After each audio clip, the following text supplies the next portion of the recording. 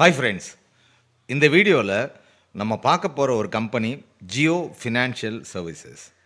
S, Jio Reliance Mukesh அம்பானியோட company தான். இப்போது ரீசண்டாக ரிலையன்ஸ்லேருந்து ஆக்சுவலாக இதோட ஒரிஜினல் பேர் பார்த்திங்கன்னா Reliance strategic investment private limited அப்படின்னு 1999 ஆரம்பித்த கம்பெனி இது. அதுக்கப்புறம் தான் ஜியோ ஃபினான்ஷியல் சர்வீசஸ் அப்படின்னு பேர் மாற்றி இப்போ இதுக்கு லிஸ்ட் ஆகிருக்கு.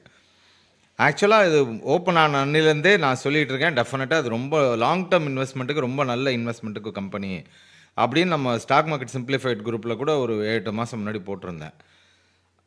அதாவது லிஸ்ட் ஆன புதுசில் ஒரு 250 260 அந்த ரேஞ்சுக்கு கண்டிப்பாக நம்ம கன்சிடர் பண்ணலாம் லாங் டேர்முக்கு அப்படின்ட்டு. அதுக்கப்புறம் பார்த்தீங்கன்னா அது கிட்டத்தட்ட 400 rupees வரைக்கும் போயிட்டு இப்போ மறுபடியும் அந்த ஒரு 270 75 அந்த ரேஞ்சுக்கு வந்திருக்கு. அதனால தான் இந்த வீடியோ. இது ஆக்சுவலாக எந்த மாதிரி ஒரு கம்பெனி அப்படின்னா ஃபினான்ஷியல் சர்வீசஸ் தான். ஆக்சுவலாக லோன் கொடுக்கறது ப்ளஸ் மியூச்சுவல் ஃபண்டு நடத்துறது, இந்த மாதிரி ஃபினான்ஷியல் சர்வீசஸ்க்கு எல்லாமே இவங்க பண்ணுறாங்க. ஆக்சுவலாக இதில் மிகப்பெரிய ப்ளஸ் பாயிண்ட் என்னென்னா, ஜியோ யூஸ் பண்ணாதவங்க ரொம்ப ரொம்ப கம்மி இந்தியாவில். ஸோ அப்படிங்கும்போது இருக்கிற கஸ்டமர் பேஸ் ஃபுல்லாக அவங்கள்ட்ட ஆல்ரெடி இருக்குது. ரெண்டாவது இன்னொரு மிகப்பெரிய ப்ளஸ் பாயிண்ட் என்னென்னா, இவங்க வேர்ல்டுலேயே mutual fund leader BlackRock அப்படின்னு இருப்பாங்க. அவங்களோட பார்ட்னர்ஷிப் போட்ட ஒரு கம்பெனி இது ஜியோ ஃபினான்ஷியல் சர்வீசஸ் அப்படிங்கிறது.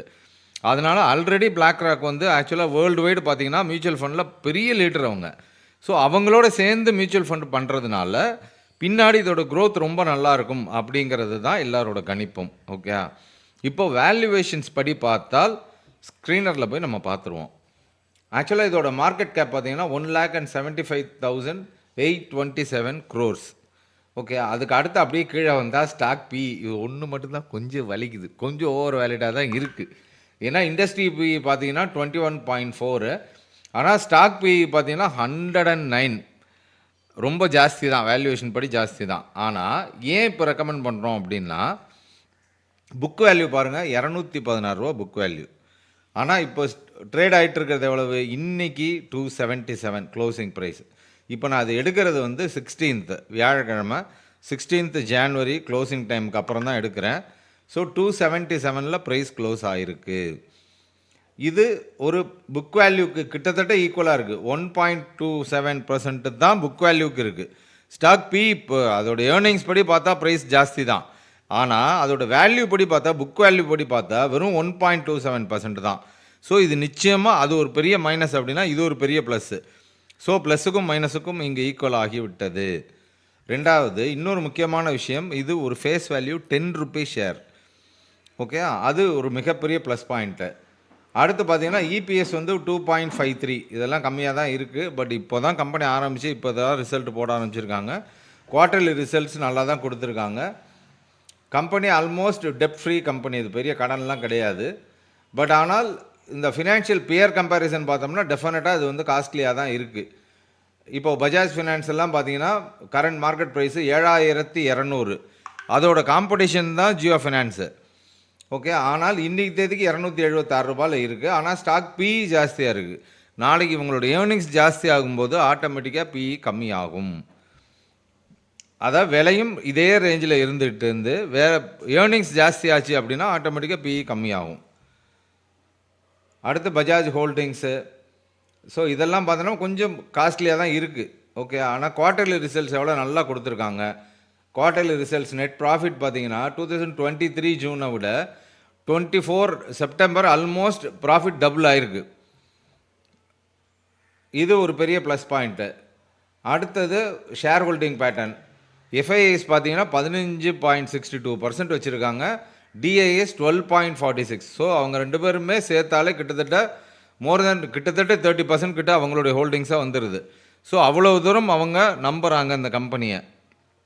இது ஒரு பெரிய ப்ளஸ் பாயிண்ட்டு. இதெல்லாம் வேல்யூவேஷன்ஸ் படி பார்க்குறது. ஓகே சார், வேல்யூவேஷன் ஜாஸ்தியாக இருக்குன்றீங்க, அப்புறம் ஏன் இப்போ வாங்கணும் அப்படின்னா அதுக்கு ப்ரைஸ் அனாலிசிஸில் தான் ஆன்சர் இருக்குது. இப்போது எதை வாங்கணும் அப்படிங்கிறத பார்த்தோம், ஃபண்டமெண்டல் அனாலிசிஸ் ஸ்க்ரீனர் சைட் வச்சு பார்த்தோம். இப்போ எப்போ வாங்கணும் அப்படிங்கிறத சார்ட் வைஸ் வச்சு பார்த்தால் இது ஆக்சுவலாக ஒரு நல்ல சப்போர்ட் ஜோனாக இருந்தது.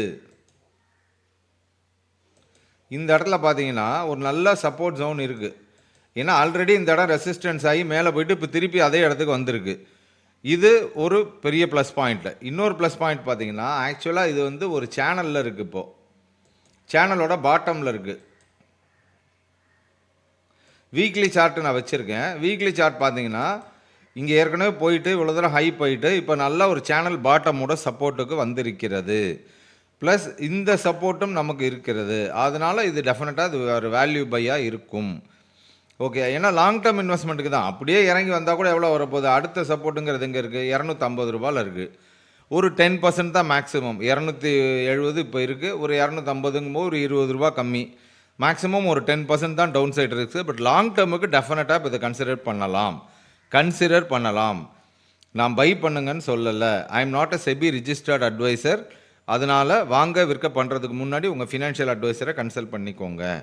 ஆனால் டெஃபினட்டாக இந்த இடத்துல ப்ரைஸ் அனாலிசிஸாக பார்த்தால் இந்த இடத்துல டெஃபினட்டாக ஒரு நல்ல சப்போர்ட் எடுக்குது. இது வந்து ஆல்மோஸ்ட் மறுபடியும் 320 அந்த ரேஞ்சுக்கு போயிட்டு இதையும் உடச்சி மேலே போச்சுன்னா மறுபடியும் அந்த ஆல் டைம் ஹை ₹400 அதுக்கும் மேலேயும் போகிறதுக்கும் வாய்ப்பு இருக்கிறது. இப்போ ஃபிப் ரீட்ரேஸ்மெண்ட் வச்சு பார்த்தால் இது எவ்வளோ வரைக்கும் வந்திருக்கு அப்படின்னு பார்த்தால் இங்கேருந்து வச்சா ஆல்மோஸ்ட் 75% வரைக்கும் ஹைலேருந்து ரீட்ரேஸ்மெண்ட் வந்திருக்கிறது. சரி சார், ஆல் டைம் ஹைலேருந்து எவ்வளோ இறங்கியிருக்கு அப்படின்னு பார்த்தால் இப்போ இந்த ப்ரைஸ் வரைக்கும் பார்த்தாலே கிட்டத்தட்ட 30% கிட்ட கரெக்டாக இருக்குது. அப்படிங்கும்போது இந்த இடத்துல நம்ம கன்சிடர் பண்ணலாம். இப்போ இதுதான் லோ, இதுக்கு கீழே வரவே இல்லை அப்படின்னா, இதுக்கு மேலே ஹை தான் போகுது, அப் ட்ரெண்டாக மாறிடுச்சு அப்படின்னால் இன்னமும் அப் ட்ரெண்டுக்கு மாறலை, லோயர் லோ தான் வந்திருக்கு. இப்போ நம்ம லாங் டேர்ம் இன்வெஸ்ட்மெண்ட்டுக்குனால தான் இப்போ இந்த இடத்துல அதை கன்சிடர் பண்ணுறோம். அதனால ஞாபகம் வச்சுக்கோங்க, இது purely for long term investment. ஓகேயா? பை.